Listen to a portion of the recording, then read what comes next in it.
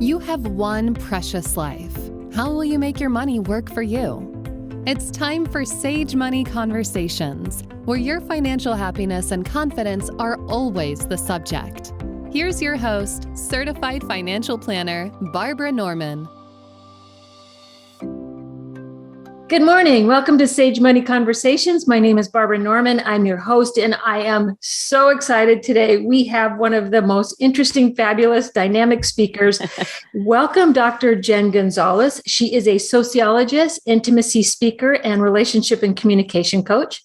She's the author of From Madness to Mindfulness, Reinventing Sex for Women. Dr. Jenn has presented 2 TEDx Talks, co-hosts the podcast Sex Talks with Clint and the Doc. We said it, and has over 1.7 million views on her In the Den with Dr. Jenn YouTube video series. So welcome, Dr. Jenn. Hello, Barbara. Thank you for having me. So this is kind of an odd conversation. Why would we have a sex talk? I know. I'm like a money talk conversation. So excited because I was like, what are some of our biggest taboos in society talking about? Sex and money. I'm like, sex and money. Perfect. Yeah. Perfect taboos. So let's start with, so you're good at intimate conversations, and money can be so rough. I know even as a financial planner, people will come to me and they're embarrassed. I mean, sometimes it'll take a month to even share their most intimate details about what's going wrong in their life. I was just working with a woman who totally in debt, absolutely miserably in debt. And she was too embarrassed to come to anybody. And when she did, it was like, oh my God, thank God. Yeah. So let's start with husband and wife couples. What are some of the tools people can use to kind of open conversations in a healthy, productive way? Well, and I, thinking about the overlap, between money and sex and like what you were just saying, I was like, oh, there's 2 big components that are massive overlaps. One is we don't really learn about how to be responsible or the depth of our, feelings and how it works around sex or money. And there could be a lot of shame around both of those, and then you bring that to a relationship.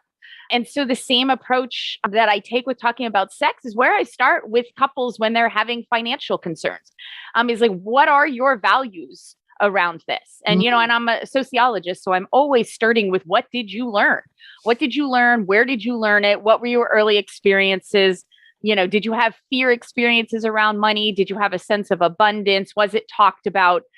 We can't help but whatever our parents modeled or our community modeled growing up, that gets socialized in us in one way or another. And then it just becomes sort of like how we think money naturally works or how you naturally do this. And it's so much the same with sex. So that's the starting point with couples that I often find they just have, one maybe carries fear around spending and one carries fear around feeling limited in spending, and that's a place to start then. Like, what are your values? What are your insecurities? What are your fears? And where did you learn them? So, yeah.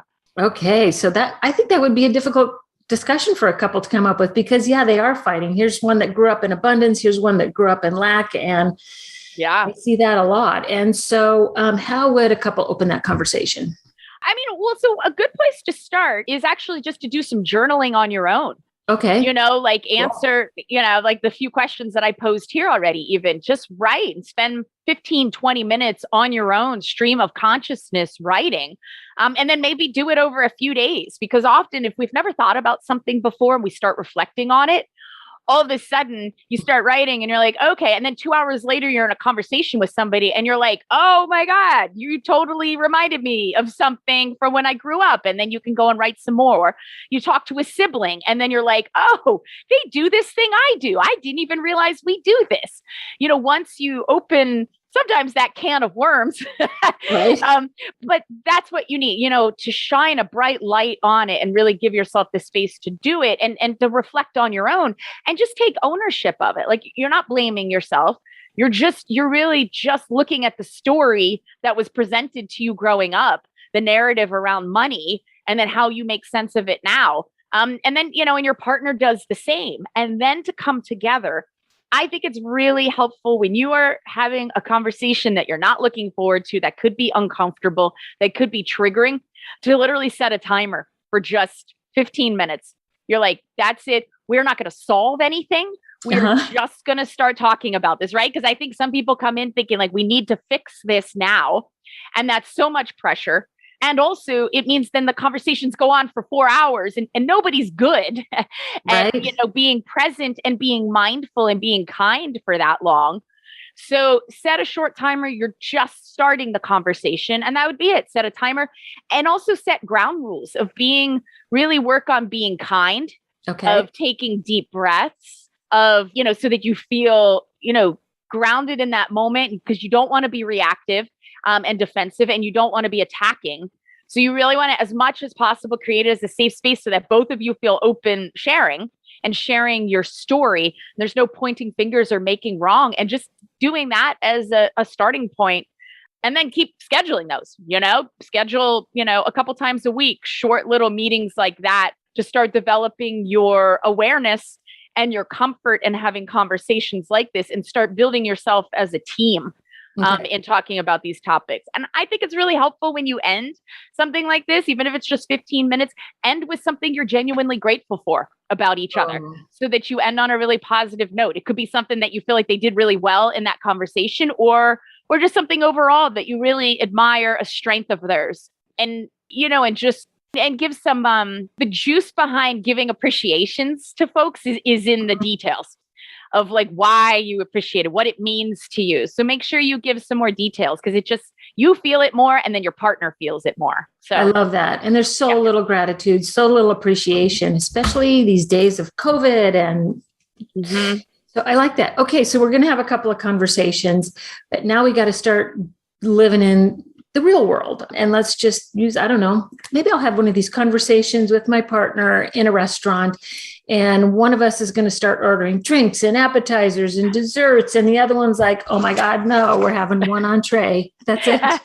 So how do we start working into a new paradigm with that partner? Well, and so that would be, because then you get to start applying this self-knowledge and knowledge of each other, of for example, so if you have situations that are potentially problematic. So if going to a restaurant is a place that you end up feeling triggered or getting upset and missing each other, talk about it before you go out. And you'd be like, and then you get to say, so I noticed I'm really excited. We have a date night. I can't wait to go out with you and spend time alone with you and have to leave the kids behind. And I noticed I feel anxiety about this, because I feel anxiety about money, so just that place of being really vulnerable and sharing up front and taking ownership.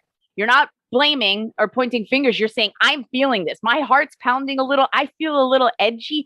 I don't want to be like this. I want to be able to enjoy our time together. Can we put some limitations? Where can we compromise? What's our budget for tonight's dinner? And you come up a little bit, and maybe your partner comes down a little bit. And so you're setting yourself up for success by starting by being vulnerable and owning your fears or in your stories, presenting them in a way with your partner that they can hear it, and then being a team together and creating a plan together that works for both of you. That's huge. I love that. I'm going to reiterate, because I think so few of us do it, is to just stop, be in the moment, and really check in with the feelings. And I think that's where this whole thing started. I'm feeling anxious. So I actually have, if folks are watching video, they can see, I have this thing, and I talk about in my book, From Madness to Mindfulness. It's called the Triangle of Awareness. And that's what I'm talking about. So at the top of the triangle is thoughts. And so in any moment, if you're feeling triggered with something, here you are, you're going out to dinner with my partner, and I love them, and I can't wait to do this, and I feel anxious. So that would be a place to pause, like you just said. And then you could pull this triangle out and be like, okay, the top part is thoughts. What are my thoughts? What are my interpretations? What stories am I telling myself? And then you go to one of the other corners of the triangle, and it's emotions. And you're like, oh, I'm feeling anxiety. And then, the other part is bodily sensations. And it's literally oh, I feel my heart pounding. I feel my solar plexus feels a little funny. I feel maybe a little nauseous in my belly. I heard somebody on a podcast recently talk about when they feel jealousy, they get these little electric shocks behind their ears that they feel. So our body gives us tons of feedback and wisdom, and it's often uncomfortable. Yep. But with a tool like this, you can really break it down into these 3 different components. And then in the triangle, I have a big smiley face in the center, because then we need to remember to be kind to ourselves, because this is hard and this hurts. And so pat ourselves on the back that we're trying something different. It might not go perfect, but it requires a lot of courage to do. And the fact that you even paused and tried to do something different means you're giving yourself a chance to have a different path. You're creating new neural pathways, and you're working on personal and relationship growth, which takes so much courage. So it's a good reason to pat yourself on the back. Yeah, it does take a lot of courage. It's so easy to blame the other person. And it's difficult, I think, to take ownership of our own stuff. And I find, like you said, it's just not sitting down enough and understanding, where did we come from? What were the paradigms that we grew up with? What were the messages? And and how do they still literally live in us today? Because we feel them. They're just how we're programmed to move through the world and make sense of us. But we have choice around that once we realize that. Yeah, that's huge.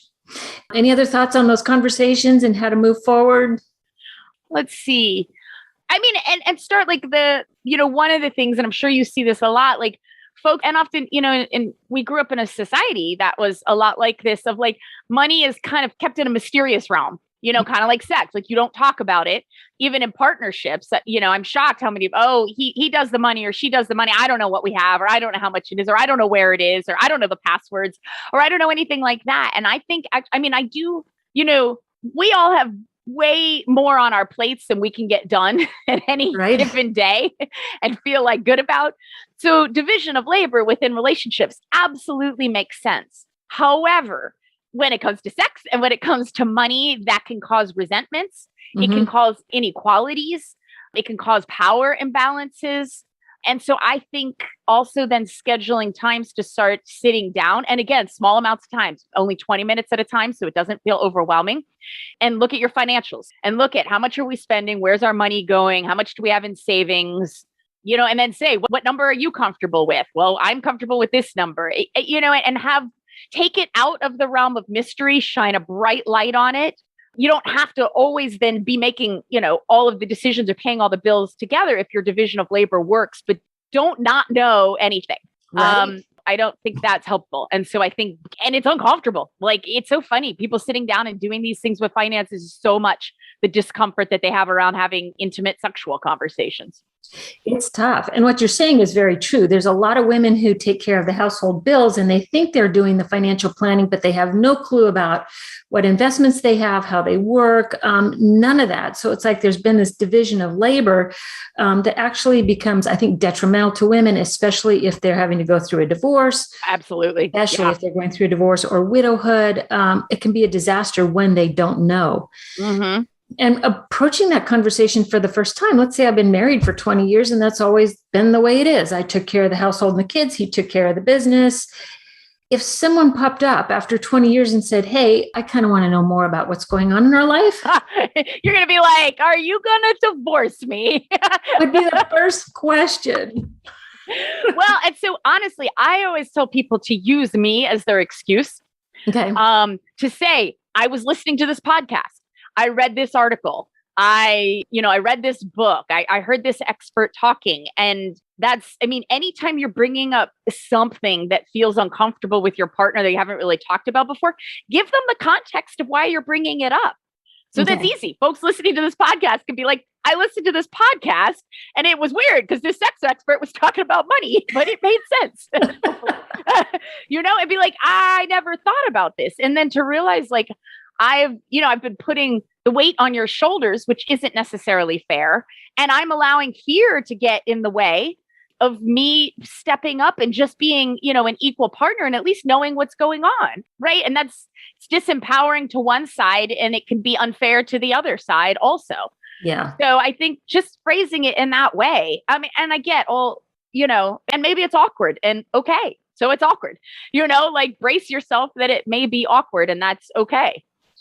So let's do this. If you could put some ground rules around this, and I'm thinking about, couples who are in maybe their second or their third marriage, and maybe they have kept things kind of separate. Yeah. And especially they probably haven't talked about money because it is a second or a third marriage and it's kind of taboo. And I think more so than in first marriages. Oh, interesting. Okay. Yeah. So how would someone who's kind of in a second or third marriage handle this? And then I'm going to ask another question after that. So yeah, I mean, it's so hard because it really depends on like, how vulnerable are you in your marriage? How much do you guys talk about sensitive topics? For folks that never talk about stuff like this is never going to be easy.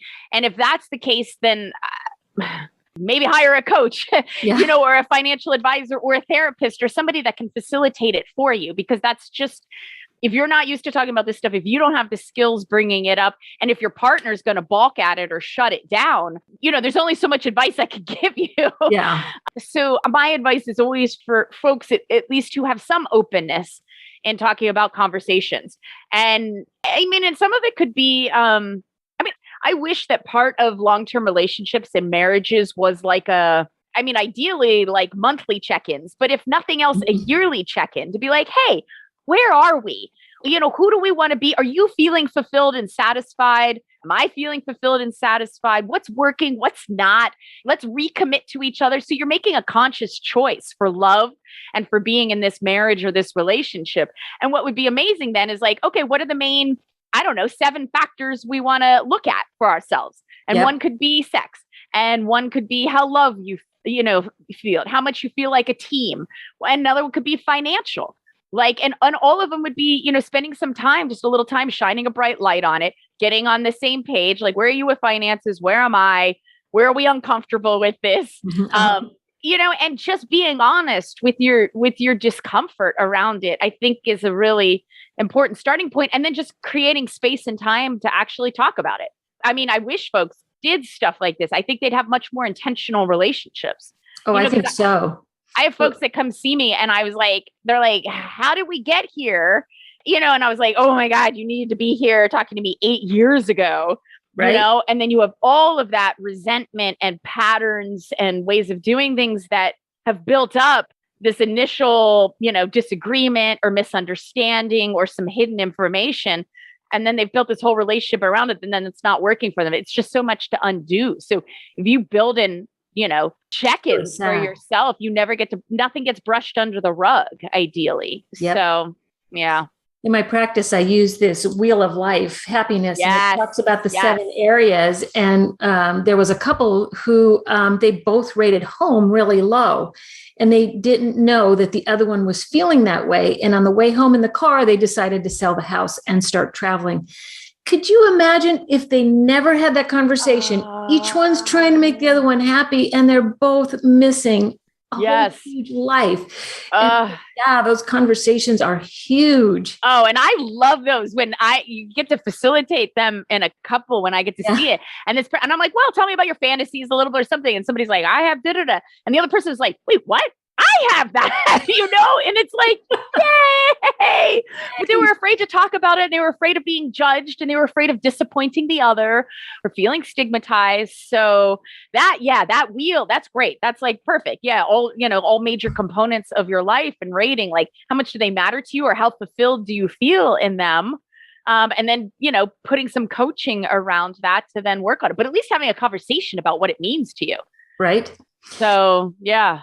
I'm going to touch on the dark side of money, and I'm going to say it because I hear it so often from women, and it's not being talked about, but women will go into disparate wealth. Like typically, and I hate to say it, the men bring in more wealth than the women do. Well, it's how our society is still designed. Men make a lot more still. Right. Yeah. And so women feel less than, and it plays out in the bedroom. They say, I feel like a prostitute, like I have to do this because. Ooh, yeah. So the games people play with sex and money, how do we stop that and turn those into 2 separate healthy places? Yeah. Well, let me start. First of all, I think money and status and that is like one piece of the big picture of what people provide in a relationship. And I think, unfortunately, often what women provide is devalued. And I like to look at it a big picture, like somebody who's makes a lot of money, they are providing in that way. But that's one piece of a bigger puzzle of what it takes to have a really happy relationship, a satisfying relationship, a happy home life, happy, successful children, so child rearing, the emotional labor of just even sending Christmas cards and keeping up with people, right. of maintaining a household, of planning parties, of emotionally supporting your partner and being there, being the person that edits their stuff. Like there's so many components that generally, I'm going to say successful men in general, successful heterosexual men who are married, they can do that because they have someone at home, right, doing all of these things that supports them to be able to go out in the world and do that, which is one of the reasons why it's harder for women to be successful, because they don't have a wife at home doing those things for them. And those things are still devalued in our society. So that's the first thing I like to do with couples, is really look at this big picture. I know we value money so much in our society, but like if you're looking at, people on their deathbeds, what they regret is not that they didn't make more money or that they weren't more successful. They regret that they weren't more vulnerable and more authentic, and they didn't let people see who they really are, and that they didn't spend time and have the courage to cultivate those type of meaningful, intimate relationships. That's the shit that matters on the deathbed, right? And that's the stuff that women are best at.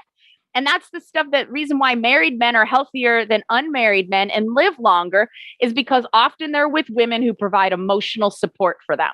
It's true. So, well, that was a little like sociology rant I got to go on there.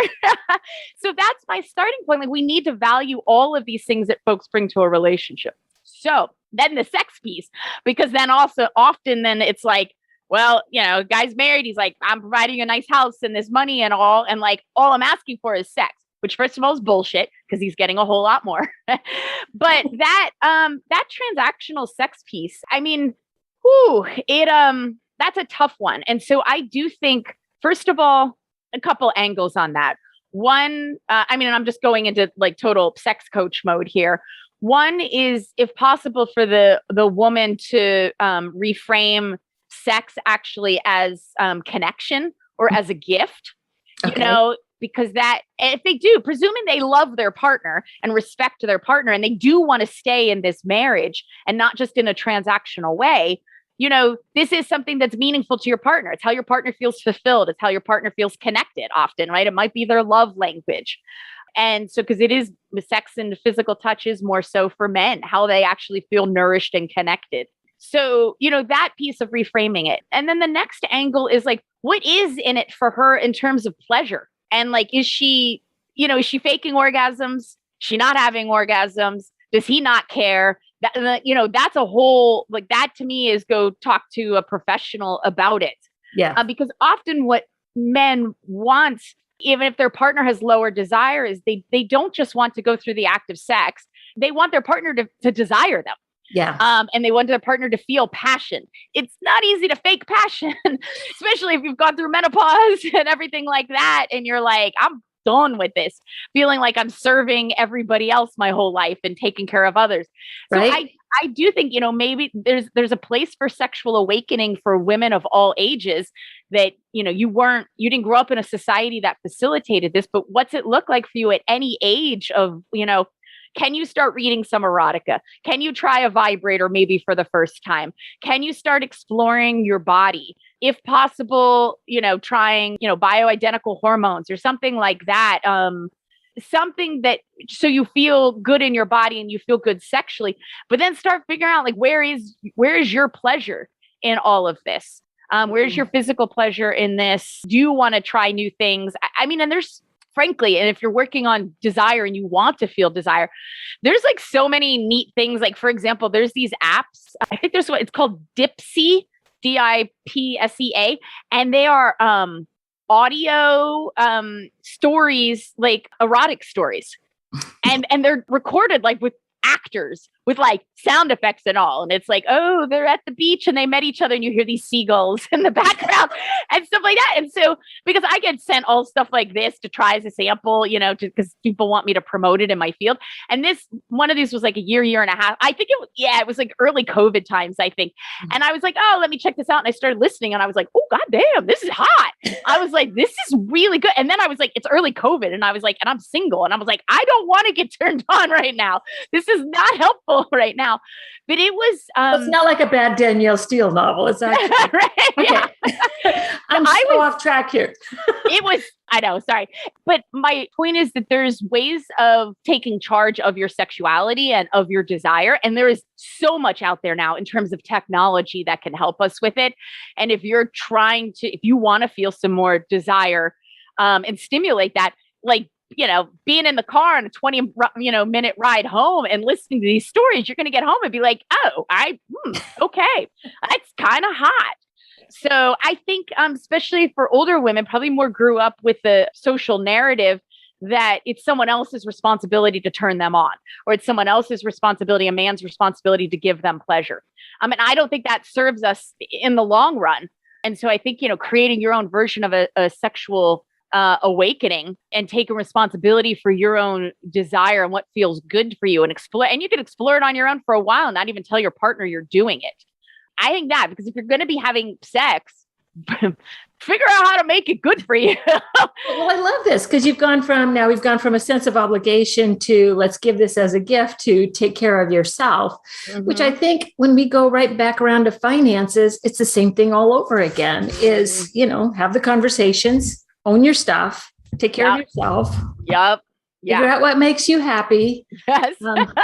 Right? Then go for it. And it doesn't matter, sex or money. Yep. Yeah. Cool. I can't not get off track. I'm talking about sex stuff. Sorry. I had to bring us back around. Yeah, no, it's good. You know what, Jenn, you've been so amazing. So if you wouldn't mind, we're going to give our listeners some links to how they can find you again. I've learned a lot from you in this time, and my heart is I think it's grown double. Oh, yay. Just listening to you and listening to your stories and, how do we turn these things around? Don't have a partner to use it with, but I'm definitely going to use these. Yay. Thank you. Yeah. So, and do you have any other pearls of wisdom that you want to give before we sign off? I think there's two concepts from business that I think are applicable both to sex and to money. And one is the growth mindset, which always being in this space of like, it's okay to mess up, but I always want to be trying and learning and growing, and mistakes are part of it. Yep. But like, what can I learn? I can always learn more. I can learn more about me. I can learn more about my partner. I can learn more about sex. I can learn more about investing. I can learn more about my fears and insecurities, and just being in that space and when you start cultivating that and know it's okay to feel awkward and it's okay to mess up, you give yourself permission just to keep putting yourself out there in new ways.